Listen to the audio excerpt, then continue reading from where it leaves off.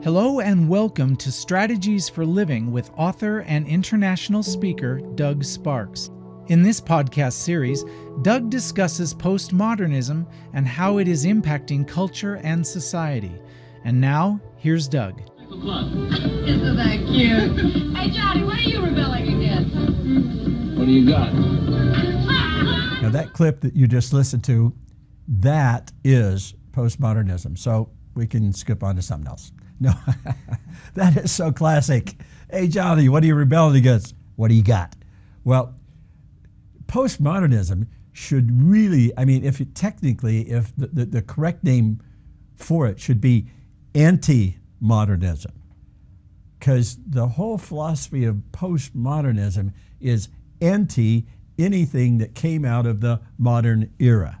Okay, so we'll hold that thought and we'll do some backtracking here. Now, in order to understand this, we've got to have some context. So let me just go back a couple thousand years and we'll work our way through really quickly. But it's important that you watch these sequences because it sets the stage for where we are today. So, for example, for the first, say, 1,500 years AD, the church, if you wanted to know what truth was, it was the church that told you what truth was. And their reference point, of course, was Scripture. So if you wanted to know what was true, you went to the church, they would go to Scripture, and then they would say, this is true. And then, of course, they would tell you, that's all and they told you and you believed it. That was pretty much it. You didn't question it. You couldn't go read it for yourself because it was in Greek or Latin, and you couldn't read Greek or Latin, and so you had to go to the priest or the bishop or the pope. And so that was the total sum of truth, was in the church. The church told you. There wasn't much thinking about it. That was it, full stop. So that lasted a good 1,500 years, and it started breaking down maybe a couple hundred years earlier than that, but for our intents and purposes, it was the first 1,500 years. Then around, and it didn't start like on a Sunday, but around the 12th, 13th century, started breaking down, 14th century along there, and actually I think it was traders from Vienna, the Viennese traders, who were doing a lot of trading back and forth into present-day Greece and Turkey and into the areas of present-day Persia, Iran, those kinds of places. And as they were going back and forth, they stumbled on some of the ancient Greek writings. Now, of course, we all know that the ancient Greeks, in terms of philosophy, there was none better. Actually, in terms of mathematics and philosophy and all they were amazing. They were so far ahead of their time. But we lost it. For some reason, Greek thinking, Greek mythology especially passed away, but we lost a lot of the Greek intent and the Greek education and the Greek teaching that they had. But these Viennese tradesmen, merchants, they began to find some of these old manuscripts. And they brought them back, and people started reading them, going, hey, this is pretty good stuff. And then as that, over the next 100 or 200 years, started to spread, it became part of the beginning of what was called the Renaissance. Now, Renaissance, which is French, what does it mean? It means rebirth. Well, rebirth of what? Rebirth of Greek thinking. And so the whole idea of the Renaissance was predicated on primarily the philosophy of Socrates, Plato, Aristotle, and of course many others, but those were the three main influencers. And so it started really, they say Descartes was kind of the first father of modern philosophy when he said, Je pense donc je suis, I think, therefore I am. Now that doesn't sound like much. But when you remember that before that, for 1,500 years, if you want to know what truth was, you went to the church. Now, if you want to know what's true, you think. And so the Renaissance become the age of reason. So man could use his brain, he could think, he could reason, he could come to conclusion. And after a while, if you wanted to know what was true, it was a consequence of using your brain and reason and coming to a conclusion that was truthful, that was true. And so, as a result, in the Renaissance, of course, philosophy really, really flourished because the philosophers are the great thinkers. And by the way, there's no more powerful, influential thing in the world than an idea. An idea has changed more cultures, more lives, more governments than any army or anything else. Ideas are the most powerful thing in the universe, just about. And so philosophers, that's what they do. Now, a lot of times we think, well, philosophers just sit in their little ivory towers and they think up stuff, like what's a problem? Well, okay, but that's not normally the way it works.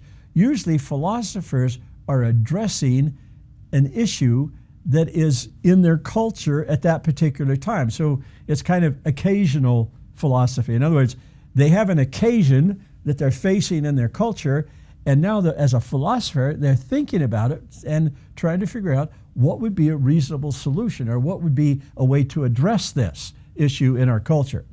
And so, for example, in the Renaissance, at a certain point in time, when it became obvious that maybe living under a monarchy, and particularly, especially living under a pope, was not such a good idea, maybe man should throw off these bondages of authoritarianism that have ruled them for 1,500 years and emancipate man from this authority monarchy that has ruled them and governed them.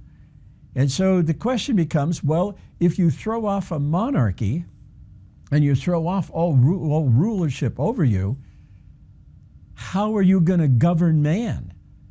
And so there for a period of time you had guys like David Hume and John Locke and Jeremy Bentham and John Stuart Mill. These are all English philosophers who were thinking about, this is a little later on, but they're thinking about, okay, if we do get rid of the monarchy, if we do overthrow the authority structure, then how in the world you ever govern man? And so they're thinking along those guys. Of course, the French philosophers, and they're all thinking during that Renaissance period, they're using reason to try to figure out the worldviews and also try to figure out the world that's around them. And so from that period of time on, that was actually sometimes referred to as the Age of Reason. And so reason became preeminent. If you wanted to find truth, you used reason. Well, that lasted for about, again, depending on how you judge it, about 400 or 500 years. Maybe not quite that long, but you come along into what's called now the Enlightenment. So you have all these new ideas, you have all this stuff, but in the age of Enlightenment, the application of those reasonable thoughts and those conclusions that you came to, now how do you apply them? Well, the Enlightenment, I guess, could be called the age of scientificism, science.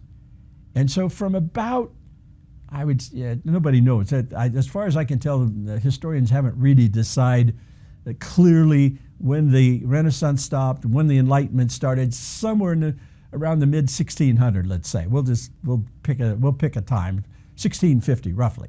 And so from that point on, and this was, by the way, an absolutely astonishingly fruitful time for scientificism. It was during this time they came up with the periodical chart of the elements. They came up with all kinds of discoveries scientifically, and now science began to rule. So you move from reason, the application of reason, into science, and now if you wanted to know what is true, you ask scientists. And so science became the methodology by which we found truth. And so that period of time, the Enlightenment probably went to about, let's say, the mid-1800s, 1850-ish. And then you have what most people are, there's no consensus yet, but modernity starts from there. Let's say, we'll pick a number, 1850.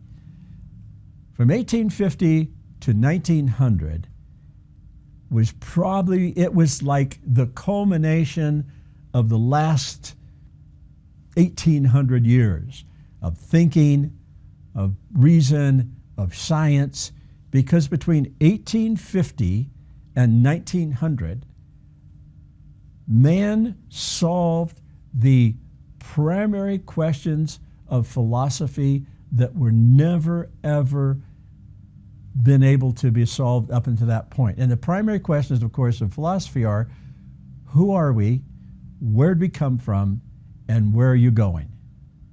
Now, I just happened to be on the campus at Harvard University for a seminar, and even the security guards at Harvard are really bright, because the first thing they ask you are, who are you? Where'd you come from? Where are you going? So those questions had never been answered until 1850 to 1900.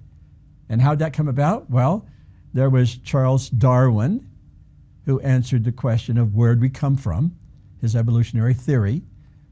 There was Karl Marx, who came up with his Marxist socialistic ideas, which would end up in ultimate utopia. So that's where we're going. We're going towards a utopian society. And then you had Sigmund Freud, who began to investigate what is the nature of man? Who is man really? So we've solved it. Where'd we come from? Who are we? Where are we going? Bingo. The answers are in front of us. And then, of course, Einstein came along in the 1906, I think it was, with his general theory of relativity. And that was like pouring jet fuel on an already massive fire. If you study the intellectual history of the era between, say, 1860 and 1910, the intellectual community, the academics, were actually giddy with excitement. Finally, man starting with man. So we've thrown off all the religious stuff. We don't have God to worry about anymore. We don't have authoritarian governments to worry about anymore. Finally, man starting with man. We can create a society that is just. We can create a society that's full of freedom for the individual. We can create a society where everybody is equal, where there's no racism, there's no sexism. We are going to create the perfect world. Trust us. Okay, trust us. This is going to work. Yeah, okay. Well, unfortunately, it didn't work out so well. First of all, we had World War I, which took up about 1916 to 1919 or 15, so on. And so World War I, okay, that wasn't so good. Well, we got past World War I, and we had about a decade or so, and what happened? The Great Depression, at least in the Western world, and our economy tanked. Well, right after that, what happened? World War II. And of course, Hitler and the Nazis and all that involved. And at the end of World War I, and in my opinion, and this is just me, and so take it for what it's worth, my opinion, modernity died on August the 6th, 1945, when a B-29 bomber flew over Hiroshima and dropped the first atomic bomb. 3 days later, the same plane, or maybe another one would be a B-29, flew over Nagasaki and dropped an atomic bomb. And the intellectual community, the philosophers, the people that were so excited about what was going to happen with man starting with man, suddenly the realization was, man starting with man, we can now blow the entire world up 1,000 times over. And that is, and in my opinion, that is when modernity collapsed upon itself. And then philosophy basically went quiet for a while. They didn't have much to say. they were stunned, they were shocked, they were devastated by the consequence of this. And interestingly enough, the next sort of philosophy that came along was existentialism. In the 50s and 60s was Jean-Paul Sartre, Albert Camus of the French school. And they basically said, you know what? This whole thing of existence is so unattainable. It is basically, we don't have any answers, but all we can tell you is don't kill yourself. Okay? You never know, you might have this grand experience, you might have this enlightenment, but if it doesn't, don't kill yourself. But we don't have a lot to say, really. And so philosophy went quiet. Now, out of this devastating darkness, philosophically for the world, slowly emerged three French philosophers. And these three guys, and that's why postmodernity or anti-modernity is a little complex because it doesn't quite follow the natural sequence of, normally a philosopher is never the one that actually goes out and does his philosophy. He has an idea, he usually dies, and then it takes about 60 to 80 years for that philosophy to actually work its way into the culture. But in case of postmodernity, there's a number of influences that kind of come together. There's like two or three streams that come together that form not so much a comprehensive philosophy, but it's a comprehensive movement, shall we say. It's a directional thing, all in terms of wanting to go the same direction, but not necessarily using the same methodology. And so we'll look at where these streams come from. But before we do that, I want to read to you a section of a book called Ends and Means. And this was written by Aldous Huxley. Now, Aldous Huxley was the grandson of T.H. Huxley. So, for example, Charles Darwin came up with the idea, along with, actually there were several people who had similar ideas. He was the first one to get his book published, let's put it that way. But he wasn't necessarily, he didn't have high social status, he wasn't necessarily the best communicator, and so a guy named T.H. Huxley, Thomas Huxley, was the one who came along and he became what was known as Darwin's bulldog. Because he was the one that took this idea of evolution, and he was articulate, he was super bright. Interestingly enough, he was self-educated, which in England at the time was not highly regarded, but he went on to be a very well-respected guy, and he never really attended university as such. He taught himself stuff. And so T.H. Huxley set a standard for articulating the evolutionary theory. Then he went on and had been involved in very high levels of society. Aldous Huxley wrote a book called Brave New World, and that's what he's most known for. And I think it was written in 1931, but it was a book about what would the future look like. And interestingly enough, he was probably more accurate than he could ever have imagined. But in another book called Means and Ends, or Ends and Means, sorry, Huxley wrote this statement, and we have to keep this statement in mind, not only just when we talk about postmodernity, but whenever you read any philosopher or any scientist or any person that comes along and says, hey, here's what you need to believe. You need to ask yourself, why? Why would I want to believe that?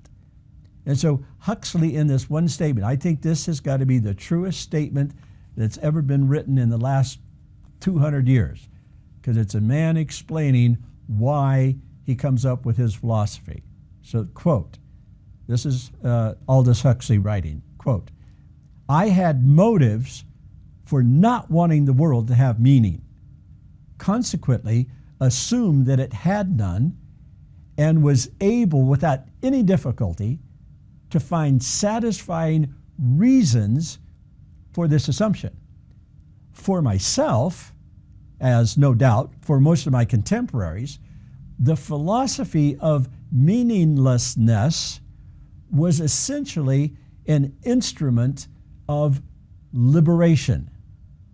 The liberation we desired was simultaneous liberation from a certain political economic system and liberation from certain systems of morality.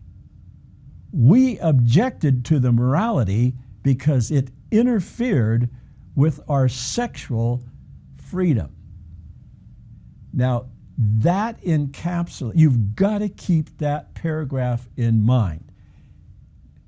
Get this, he had reasons for not wanting the world to have meaning. He made that assumption. So once he made the assumption, then he came up with a rationale for why it didn't have meaning. And when he could prove to himself, at least, that it didn't have meaning, then he was free to do whatever he wanted to do, politically, morally, sexually. Now, this undergirds.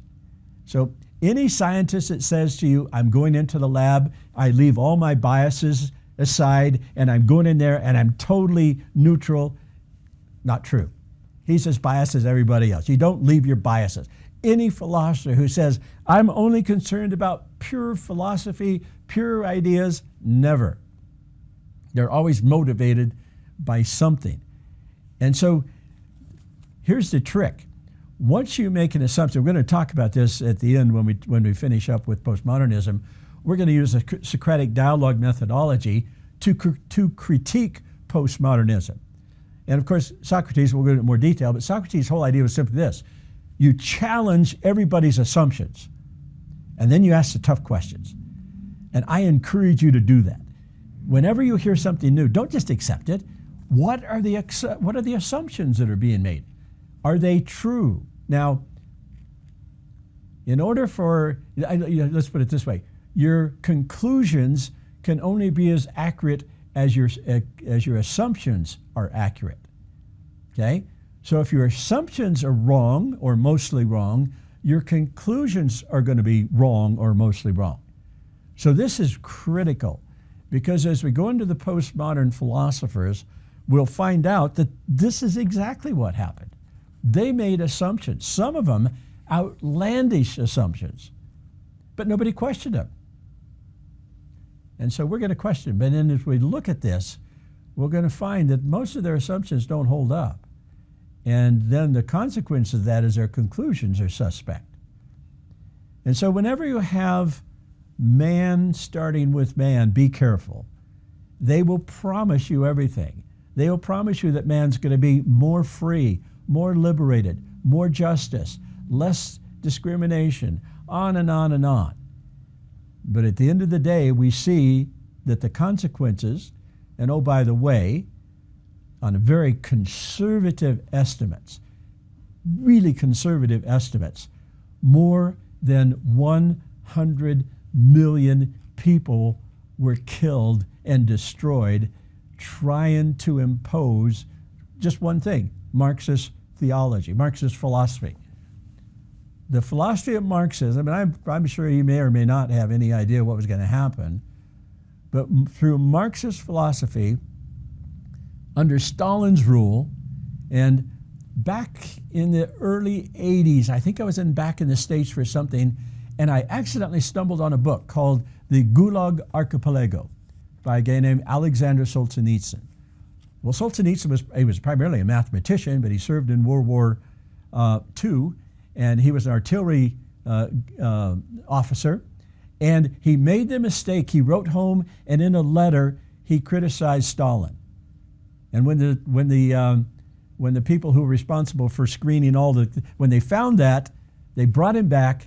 They found him guilty of subversion, 8 years in one of these prisoner of war camps, or actually they were political prisoners as well as prisoner of war, as well as prisoners, just criminal. And he spent 8 years in there and then 3 years in internal exile. But when he came out, he wrote the book called The Gulag Archipelago, because there was a series of these prison camps.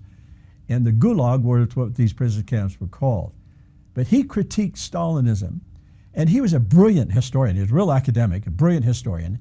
His conclusion was in Russia, in the Soviet Union, between when Stalin took over and Stalin left, anywhere between 40 and 60 million Russians perished, either through starvation or murder or whatever the deprivations were. 40 to 60 million. We thought Hitler was bad. Hitler was a Sunday school teacher compared to Stalin. We thought Stalin was bad until Mao Zedong came along. And he was another one, imposing Marxist philosophy, and nobody knows how many millions of Chinese were killed between the cultural revolutions and all the impositions and the relocations. The best estimate is somewhere between 60 and 80 million Chinese were killed and destroyed during this period. So if you have 40 million Russians, 60 million Chinese, and that doesn't include Pol Pot and all the other minor guys that came along with their Marxist ideas. The end of the day, and I have to, let me just make this clear. I am unaffiliated. I don't have an agenda. I'm not left, I'm not right. Hopefully I'm in what Aristotle calls the golden mean, that middle ground. That's where you can get run over by both sides. And so I don't have an agenda here. I'm just trying to tell you the truth. And the truth is 100 million people died trying to impose Marxist philosophy. So if that's your goal, fair enough, knock yourself out. That works really well. But if you're promising to have a society, a world that's going to be more free, more safe, more all these kind of things, and it goes the other direction, then we, Houston, we got a problem. And so we're going to take a look now at how we got, what are the steps, because postmodernism just didn't happen. There were some things that came along the way that set it up. It teed it up for the three French philosophers to take postmodernism, encapsulate it, and then put it forth as a philosophy. And so we're going to be looking at that at the next time. Where did postmodernity come from, and what are its roots? Stay with us. Thank you. Thanks for listening. Join us next time on Strategies for Living with Doug Sparks.